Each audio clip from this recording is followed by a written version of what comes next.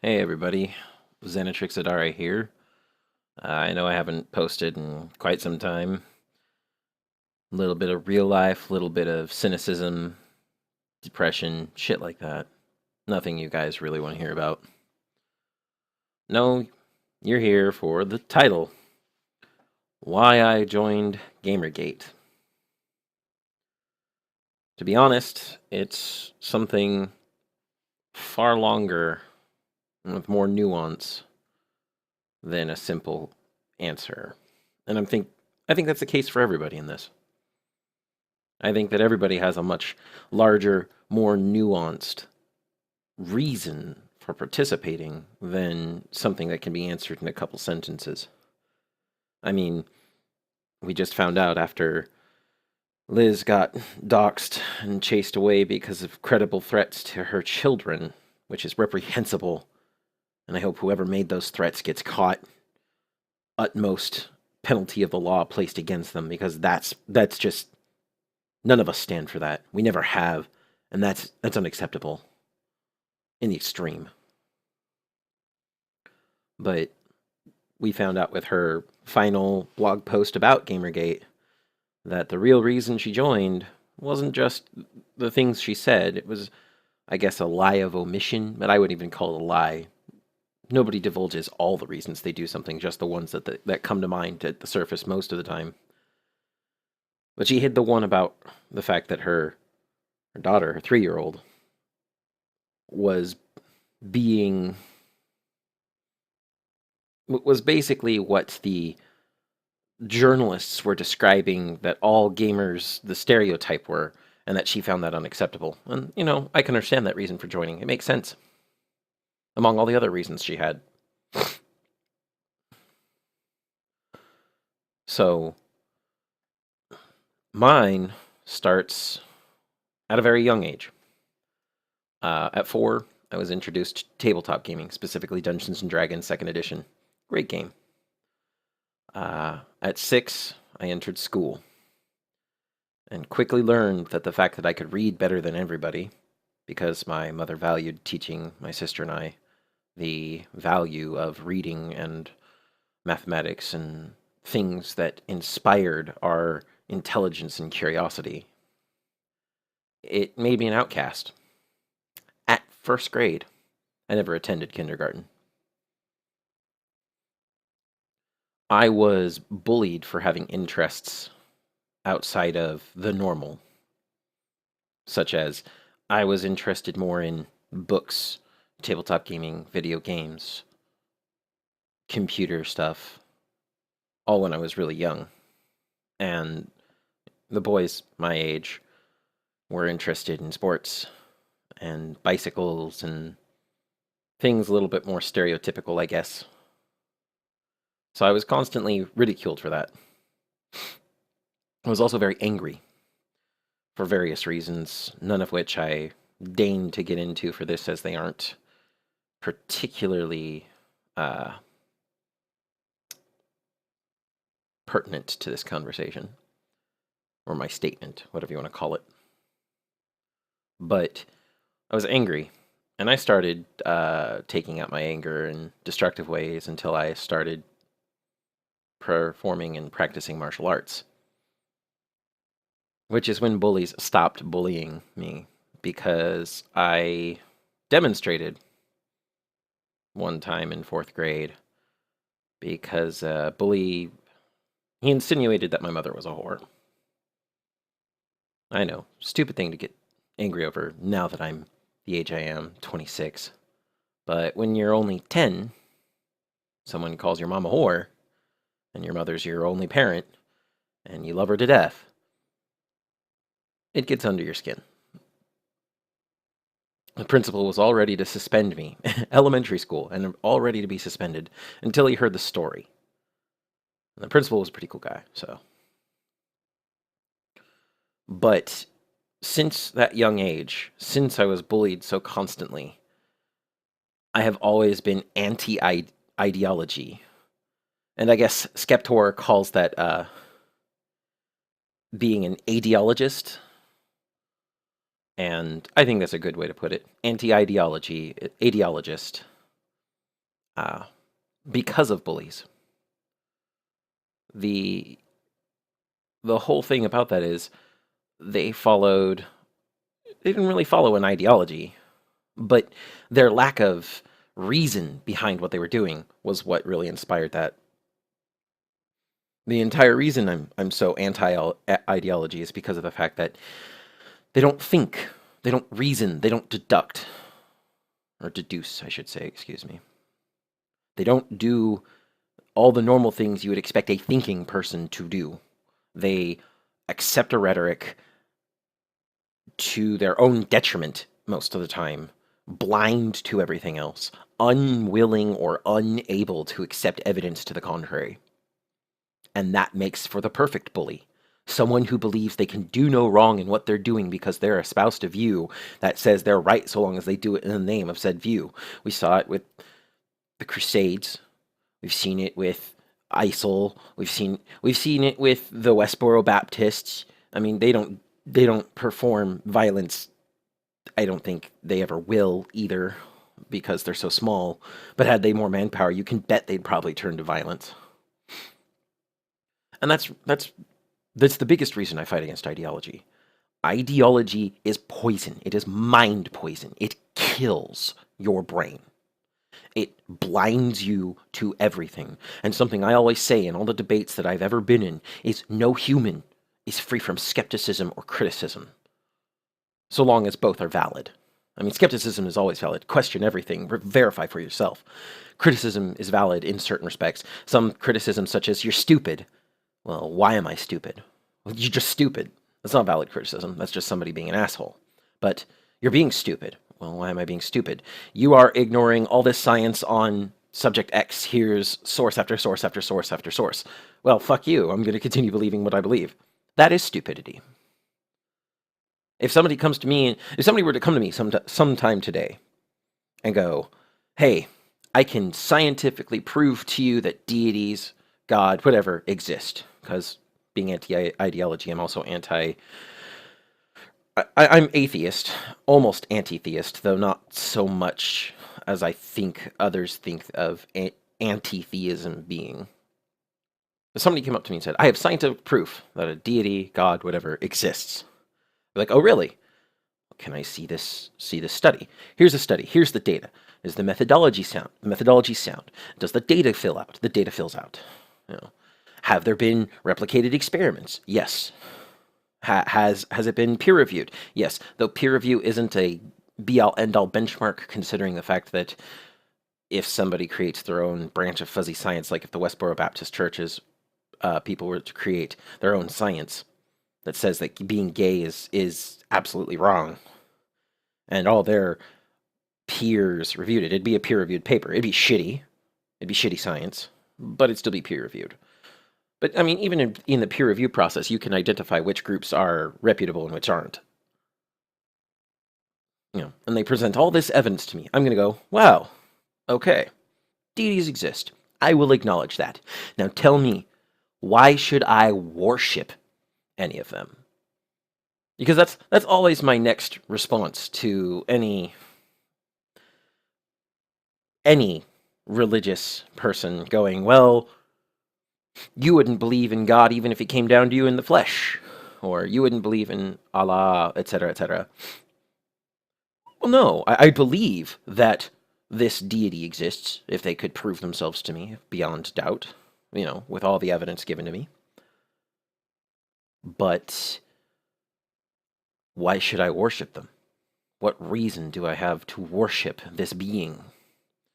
By all accounts, in all of the just Abrahamic religions alone, so that's Judaism, Christianity, Catholicism, and Islam, God's a schizophrenic sadist. Allah is a schizophrenic sadist. You know, Yahweh is a schizophrenic sadist. Thou shalt not kill. Oh, kill in my name everybody that isn't like you. Thou shalt not steal. Oh, take these lands from these people who were here long before you, because they're your chosen lands. Schizophrenic sadist. What reason do I have to worship and believe in someone like that? Anyway, I digress.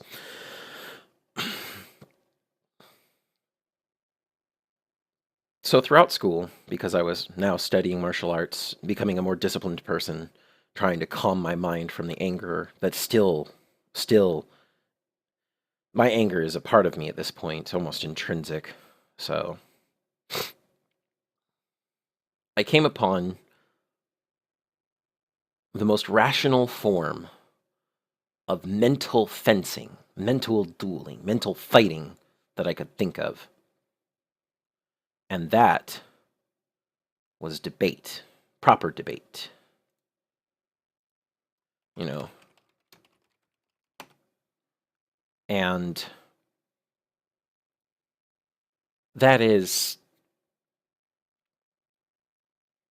that's the ultimate in any sort of uh, mental fencing. Proper debate, both sides presenting their points with logic, reason, and evidence.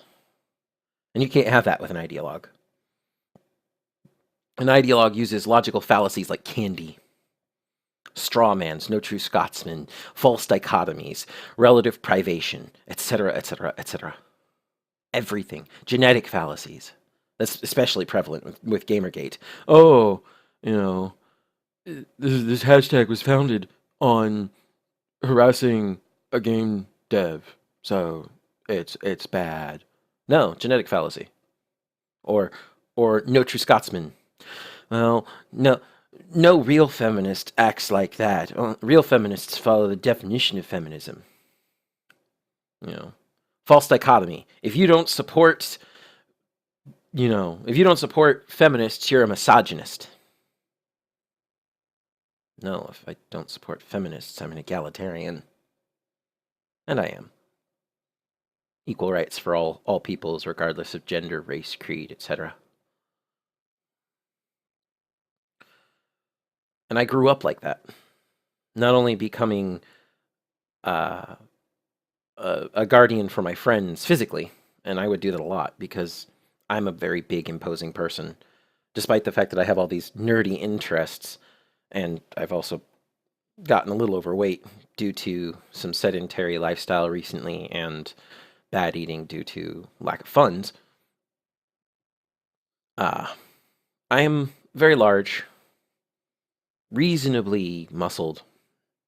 I look imposing if I stand at my full height, which is 6'5", just about smidgen under, a few millimeters. I look like someone you do not want to mess with, and I would most commonly break up fights at my school between friends and other friends or groups and other groups, simply by standing in the way.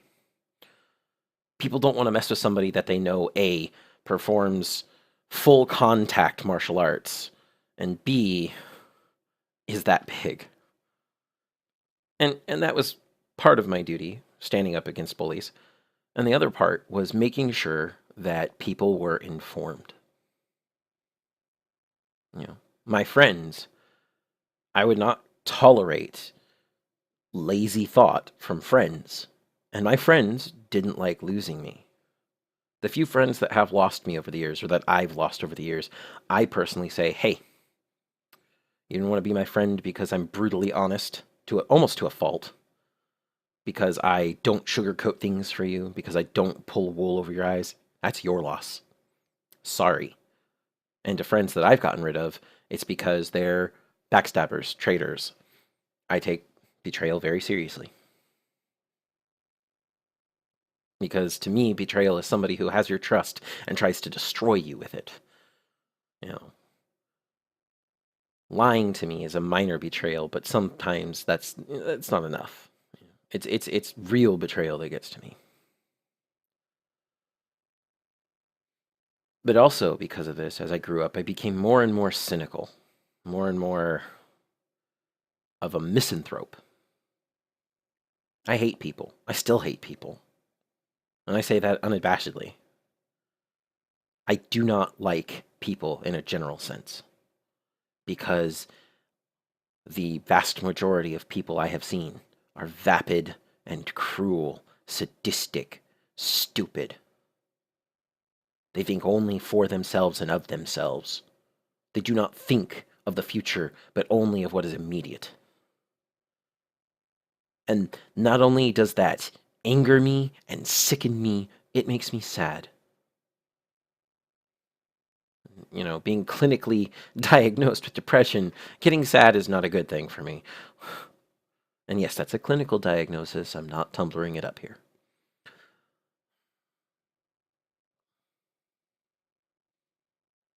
But so I've been fighting ideology for quite some time. My best friend and I have been thinking that something like Gamergate has been in the building, has been building up for the past decade. And just about 4 years ago, he and I predicted the next gaming crash, the second gaming crash, if you will. A lot of North American and European countries are going to flush down the drain because of it. And Japan's just going to keep plugging on like they always do. They'll probably pull out of North America if the crash becomes severe enough. Or Nintendo will save the games industry yet again, just like they did back in the 80s. But there's a gaming crash on the horizon unless and until these issues are fixed. And I've seen people saying things like, well, who cares about the SJW thing? Who cares about Anita Sarkeesian, Brianna Wu, Zoe Quinn, etc., etc., etc.? Well, I agree with, who cares about the literally who's, other than the fact that they are spewing massive amounts of shit. But when people say, who cares about the SJW/ideological rhetoric, that's where I go, so focus on ethics, is what you're saying, when ethics are the symptom of a larger problem. Yeah, we could treat the ethics, but we'd be treating the symptoms, and we'd block them off for a little while, and then it'd start up right over again because we didn't get rid of the source, which is ideological bias and rhetoric. So, there's that. But the biggest reason that I am involved in Gamergate now is because I've seen bullies do this one too many times. That's what they are. They're bullies. I mean, the whole Sam Biddle bring back bullying, quote unquote, it was just a fucking joke. Retarded. Absolutely retarded. And it shows what their mindset is like. They don't care about human beings. They care about their clique. And that's reprehensible. Again, it's that vapid, sadistic stupidity I've seen everywhere. Oh, we only care about us. Selfishness to the point of absurdity. And I don't stand for bullies. And the thing that gets me most, that happened prior to Gamergate actually starting, just earlier in 2014, I lost family due to social justice rhetoric. My own sister, who is going to college to become a lawyer, started spouting rhetoric on Facebook. And so I may have gone over this point before, but it needs to be reiterated for the point of this. I confronted her. I'm like, yo, those stats aren't right. Here's all of this source material stating that adjusting for relevant factors, I think it was the wage gap. Yeah, the wage gap shrinks to almost nothing. And just recently, there was a new study, as revealed on Factual Feminists, that shows that the gap that does exist once all relevant factors are there, which is so infinitesimally small, something like 2 cents, a 2-cent gap, maybe, which when you blow it up to thousands and thousands of dollars is almost insignificant gap. Says that the factor there might be overwork, people who work 50 hours or more a week, and men are more likely to do that. Why? I haven't looked at the study to know. I don't know what they think the relevant factors for that are, though I believe it was covered in the video, and I'm having trouble recalling it right now because it's late. But that points it out even more. And I point this out, and My sister knows my situation. She knows I was homeless for 4 years. She knows that I've been clinically diagnosed with depression. She knows that I was held I was held in jail for almost a year because I tried to kill myself rather than being sent to a mental hospital, simply because they wanted a crime rather than a mental patient. She knows all of this, and she has the audacity to say that I am a white male in a position of privilege and power, and that I only listen to studies from white males in positions of privilege and power, and that there are other studies refuting these coming from women and people of color. And I was like, oh my God, my sister has drank the Kool-Aid. And I didn't get angry. I started crying. That's my family. That's my flesh and blood. So there's another factor there. That's another reason I got into Gamergate. Because this rhetoric is killing me. I don't mean that in a literal sense, obviously. I'm being hyperbolic here, using hyperbole. But this rhetoric is ripping away my loved ones one at a time. I'm estranged from my mother, and I don't know why. My sister has blocked me on Facebook. I think she blocked me on Skype recently. I have not heard from her in a year.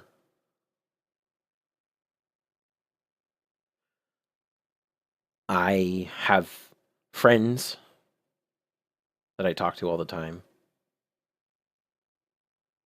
You know, they say friends are the family you choose. And then I have friends who are like, well, I've never seen this social justice, third wave feminism stuff wherever I'm at. All these people around me are really cool people. Yes, all these people around you probably are really cool people, you know, but your sample base is so small as to be insignificant. So your social group of 30 friends doesn't subscribe to the quote-unquote social justice / third wave feminism rhetoric. That's 30 people out of 300 million in the US alone. That's the total amount, I think. 300 some odd million is what the US is at now in population density. And other friends of mine are like, shut up about it already. Just play games. No.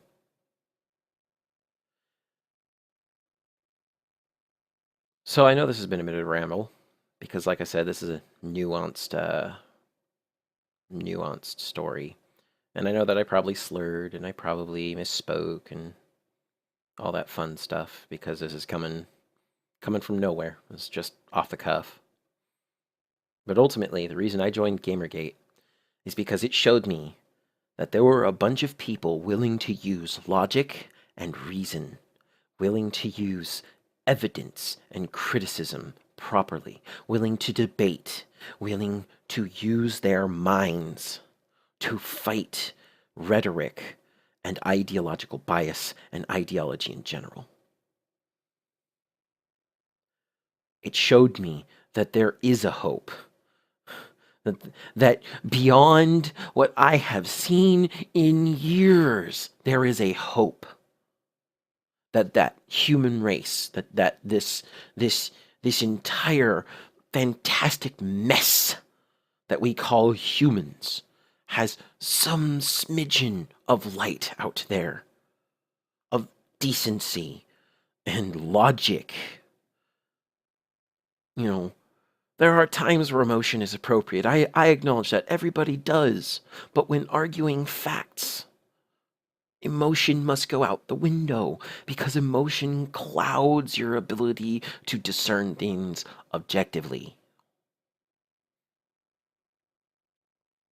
And even though Gamergate is, the people on the hashtag maybe only run around 150,000 people. I'm sure there's many more. The Gamergate board, I don't know how many unique hits they get on 8chan.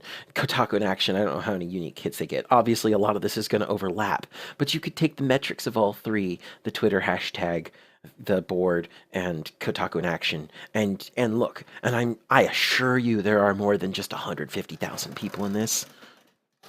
I assure you there are a lot more people in this, even if they aren't super vocal about it, even if all they do is support it in their mind and have never spoken up about it. These people support not just Gamergate, but the idea that ideology has no place in objective reality. That ideology will kill the human race. And I'm not being hyperbolic this time. This is not exaggeration. Ideology will destroy us. Ideology nearly destroyed us during McCarthyism, which is a lot of what Gamergate stuff has become. McCarthy witch hunts. You know, we're witch hunted constantly like it's McCarthy era.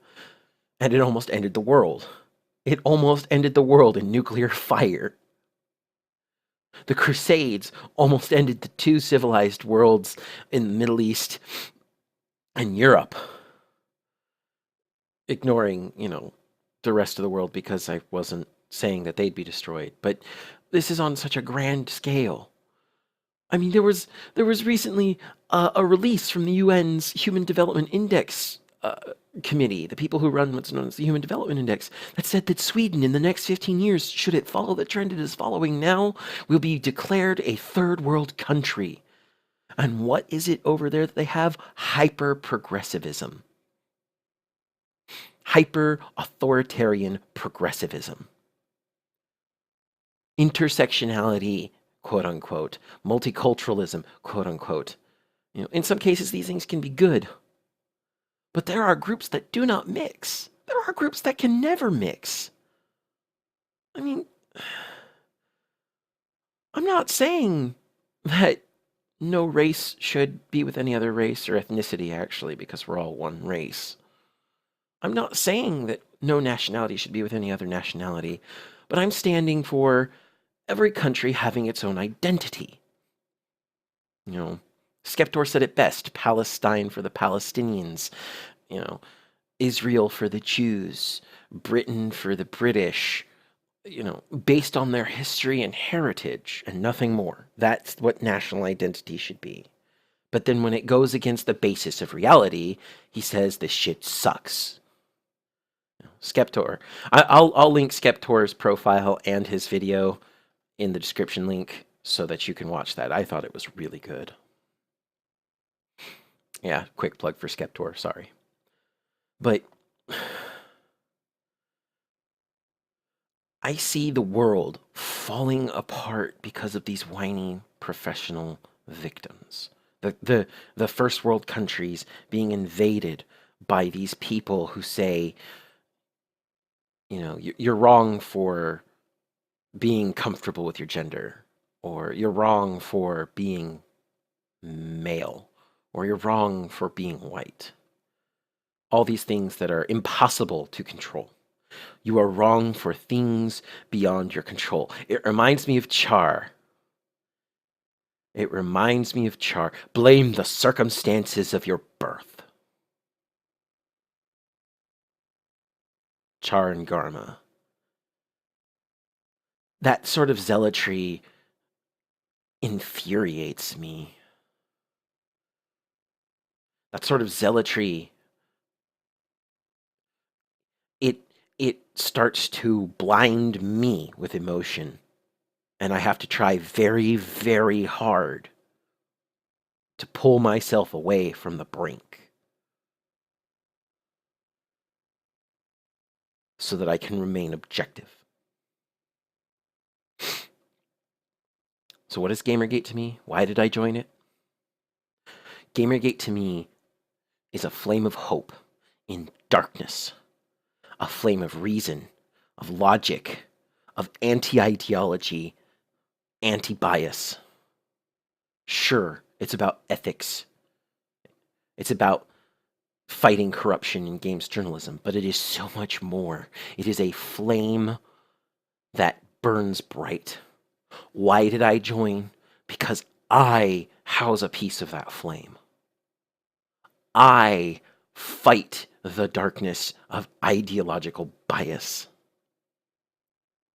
And I hope that anybody and everybody listening to this, watching this, out there amongst the ether, on the Gamergate hashtag or not, anybody watching this realizes that logic and reason, being anti-ideology, everything, is good, and grabs onto the flame and makes it a little bit brighter.